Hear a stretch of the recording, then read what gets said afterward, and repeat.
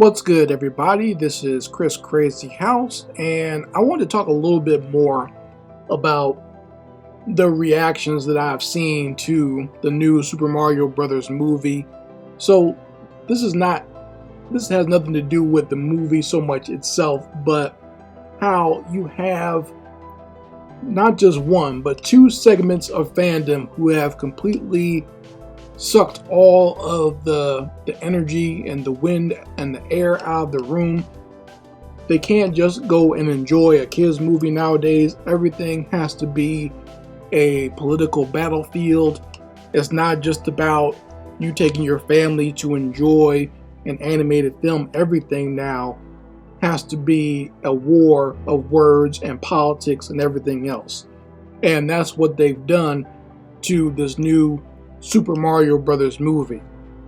And you have people on the political left, and these are people who are usually very popular within the Hollywood system. They have a lot of carte blanche when it comes to doing reviews and getting early views of films so that they can write their reviews and give it the thumbs up.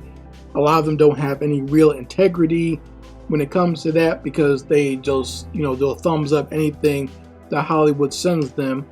And also, a lot of these people are not true fans of pop culture. They've only glammed onto that because that's the only avenue they've been able to find as far as what they can do for a job. They may have tried their hand in actually being in Hollywood or maybe being a writer or a director or whatever, and they failed at that. Or maybe they even tried to be a journalist for, real news media, something that is not focused on entertainment, just focused on the news and the world and politics, and they failed at that as well. And so they just kind of jumped on the pop culture because it's the thing to do now, and it's very easy to get on social media, create a channel, create an account, and just talk about pop culture and what's going on in Hollywood 24/7. And it's very easy to do that. So there's that side of things, and then you have the other side, which is the conservative side of things, where these people are all about fighting these political wars against, they used to call it political correctness, but now it's woke. So they're all very anti-woke about everything, and anything that they might see in a film or in a concept, if it's not perfectly showcased as a white male, then that must mean that it's woke, right? So while I would say both sides might have some validity, they might touch on things that might actually be true. The problem is that both sides are too tied into pushing hyperbole and exaggerating things to the point where you can't have a legitimate discussion about any film nowadays because too many people are dishonest, or they're just going above and beyond just so they can get attention for their channel or for their side, so they can get more views on their channel, right? So with the Mario Brothers movie, there's been a lot of talk of some of the story elements, and I've mentioned this in my review where I talked about people were saying it was off or strange or weird that the character of Bowser was in love with Peach and he wanted to marry Princess Peach. And like I said, to me, I didn't think that was all that weird at all. I mean, it's been shown in the games over and over again. So I didn't, it wasn't something odd or something that Mario fans did not expect. So I would assume the people that maybe had a problem with it were people who are not Mario fans, but they're blowing it way out of proportion. They're like trying to turn it into almost like a Me Too situation. So two imaginary characters, characters that don't exist in real life, they're trying to make it seem as if imaginary turtle dragon is overly obsessed with a female character and he might take advantage of her if she rejects him. Like they're brushing it that way. They're trying to spin it and push the story that way. And I'm going to let you listen to what's her name, Grace Randolph says. Now, Grace Randolph, she runs the YouTube channel Beyond the Trailer, and I apologize ahead of time because her voice is extremely annoying. That's why one of the reasons I don't watch her. I've never been a fan of hers because I've always felt that she was kind of phony, and she really doesn't know what she's talking about when it comes to a lot of pop culture things. I'm not saying that just because she's a woman. There are plenty of female content creators out there that I do watch and love and enjoy their content. Comic Book Girl 19 is one of my favorite channels to watch because she's actually knowledgeable about the things she talks about, whether it be things like Dune or the X-Men franchise. She actually knows what she's talking about. So this is not, I don't like what women have to say when it comes to pop culture. That's not that at all. There are plenty of women that I watch on various channels that know exactly what they're talking about when it comes to, I don't want anyone trying to twist it in that regard. But Grace Randolph is very annoying, so be prepared to listen to how her voice sounds when she talks about the Mario movie. So let me cue it up and let's listen to what she has to say.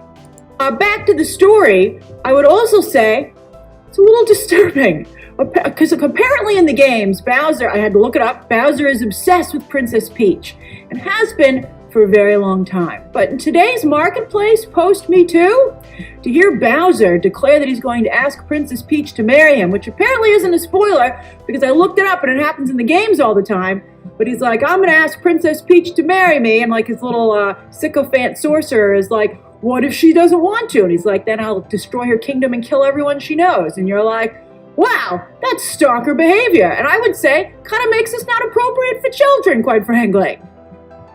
And in fact, I would argue that most of the movie is about who's going to date Princess Peach. And that's it.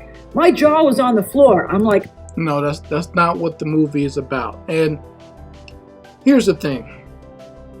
There was a point where I was actually going to do a proper response to what she was talking about, but I don't want to waste time doing that because I can tell just by the phony accents that she puts in her voice for this video, she doesn't actually mean, nor does she really care about what she's talking about. She's just trying to gin up any type of controversy to get people to come to her channel, right? But also, you don't want to try to argue. You don't want to try to argue against straw man arguments, okay? Because once again, that's not even what the movie is about. That's not the main plot of the film. So to even try to twist yourself in knots to argue back and forth with someone who's talking that nonsense and trying to apply what goes on in the real adult world, trying to apply that to a children's movie and a children's video game, then you wind up looking dumb when you do that. So I would never even waste time going back and forth with her about that, okay? But I'll just say that she's not correct on her point, and people who are doing that, once again, it's all about trying to gin up some sort of support for their own YouTube channel or website or social media page or whatever. Likewise, you have people on the opposite side of the spectrum who are doing basically the same thing, where they're trying to make it seem like the Mario movie is a victory for non-woke content because they didn't go for the woke stuff. So this is automatically puts them in direct contrast and direct conflict with Disney Animation Studios. So, they're harping on that whole thing. And once again, they're turning a children's movie and basically into a battlefield. And it's, political debates and political ideologies and social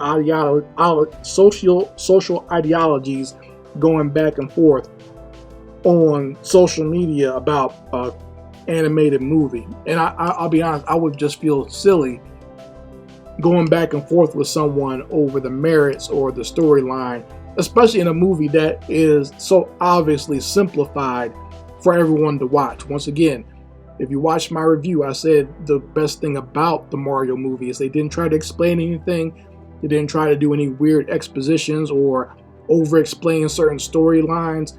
They just went ahead and told the story the way it was, and I think that's what made the film work. Because otherwise, you try to explain all this weird stuff going on of a plumber going to save a kingdom of mushroom people, and you're just going to get lost in the sauce.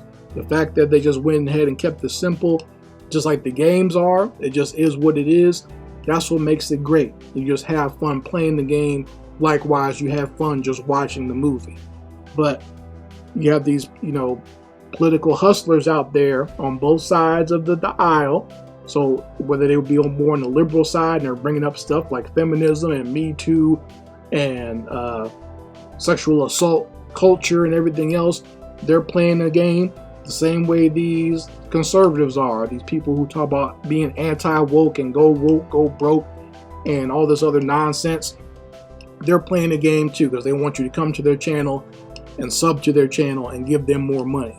So don't be fooled by either side, and don't get too tied up into these political wars, especially over simple family-friendly movies like this. If you like it, you like it. If you don't, you don't.